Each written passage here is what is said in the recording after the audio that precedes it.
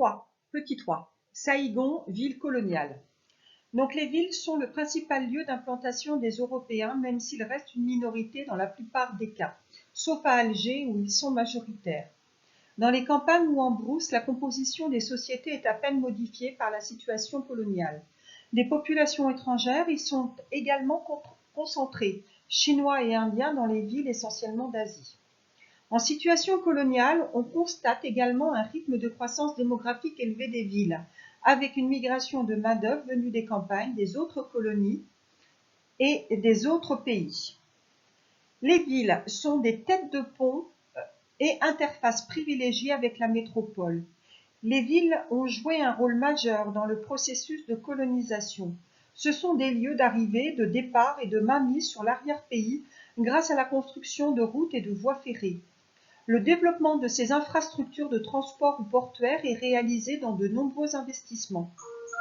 Les villes sont des vitrines du pouvoir et de la mainmise coloniale. À la concentration humaine et des activités administratives s'ajoute souvent la fonction militaire qui perdure après la conquête. Elles sont l'objet d'une attention particulière des aménageurs, avec souvent la volonté de donner un air de métropole à la ville coloniale. Donc, mairie, théâtre, café, poste, toponymie, rue large, inadaptée au climat chaud, lieu de culture en sont autant de symboles. Les villes sont un lieu de rencontre, mais aussi un lieu de ségrégation. Dès le début de la colonisation est mise en place une volonté de séparer le quartier des Européens, souvent celui du plateau, situation surplombante et ventilée, des quartiers indigènes. À la justification raciste, discriminante et de domination s'ajoute l'argument hygiéniste. Les Européens ont une vision négative des indigènes, vus comme plus à même de véhiculer des épidémies. Dans le quartier indigène, la densité est en moyenne 30 fois inférieure au quartier européen. Sans minimiser l'existence des pratiques racistes et exclusives, cette ségrégation est à nuancer. Il n'y a pas de barrière infranchissable. Les contacts sont nombreux au sein des villes. Serviteurs, travailleurs passent d'un quartier à l'autre. Il faut donc plus y voir une juxtaposition qu'une simple opposition colon-indigène.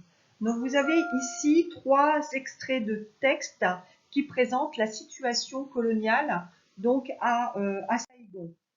Donc ici la lettre du capitaine Petit Jean Roger à sa mère qui raconte ses premiers jours à Saïgon. Et vous pourrez y retrouver la description de cette ville de Saïgon, ses grandes avenues, etc. Mais aussi justement son lien avec la population locale. Pour bien comprendre qu'il ne s'agit pas d'une ségrégation, mais véritablement une juxtaposition colon-indigène. Alors voici quelques documents iconographiques de cette ville de Saïgon qui illustrent ce que je viens de rapporter. Donc la cathédrale Notre-Dame de Saïgon est destinée aux colons français et aux convertis de la colonie. Par son architecture majestueuse, elle cherche à incarner la force de la civilisation française.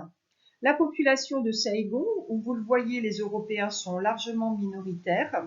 Les exportations et importations. Donc les exportations essentiellement du riz et du caoutchouc, 22% vers la France, mais donc c'est un peu plus du quart vers la France, le reste se fait vers d'autres métropoles. Et par contre, les importations sont essentiellement issues de la France, enfin, pas majoritairement, à peine la moitié. Alors d'autres, des espaces d'entre-soi pour blancs, comme par exemple le champ de course, ou alors le théâtre municipal, donc achevé en 1899. Le 3e théâtre européen construit à Saïgon s'inspire de l'architecture du Petit Palais à Paris.